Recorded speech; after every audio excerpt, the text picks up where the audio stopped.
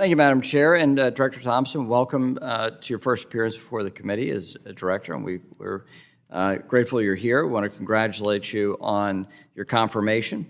And we hope that this is the first of many appearances in an oversight fashion before the committee.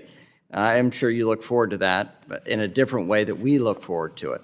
But this hearing is important for many reasons. The first and foremost and obvious reason is the Federal Housing Finance Agency's regulation of government-sponsored enterprises such as Fannie Mae and Freddie Mac, as well as the 11 federal home loan banks.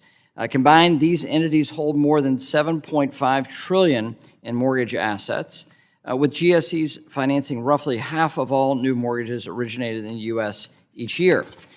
This makes them arguably the most important component of our housing finance system, despite the fact that they were put in conservatorship and nationalized under Bush 43.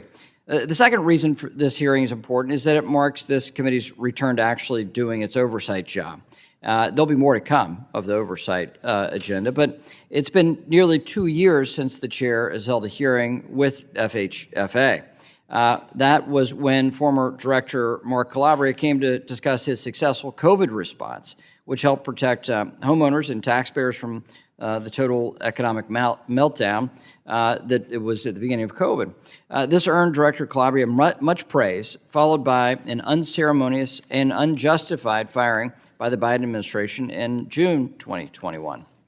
After that, Ms. Thompson served as acting director for nearly a year, and it's taken another 2 months since her confirmation for to be here before the committee, being invited before the committee. And there's no telling how long that streak would have continued. Last month, Subcommittee Ranking Member French Hill and I sent a letter to the chair requesting that she invite Director Thompson to testify at the June housing hearing.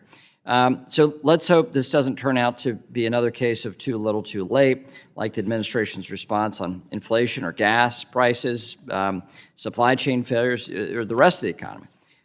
Such blatant mismanagement has done real and lasting harm to American households.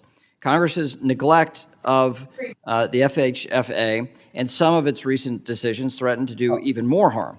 As the chair noted at last month's hearing, quote, rising home prices are directly contributing to inflation, end quote. Mortgage rates have nearly doubled over the last year to levels unseen since 2008. Meanwhile, instead of working to maintain stability, FHFA has weakened our housing finance system by reducing taxpayer protections and pushing new risky schemes. For example, the agency rescinded the capital and liquidity rule designed to ensure that the GSEs could weather an economic downturn. We're concerned about that. FHFA has also refused to complete work on the 2020 proposed rule on prior approval of new GSE products and pilot programs. That's of concern as well. And most importantly, FHFA compelled the GSEs to issue disastrous new and controversial equitable housing finance plans, which violate the spirit of that proposed rule. This is FHFA's focus as soaring housing costs and mortgage rates price hardworking families out of the market.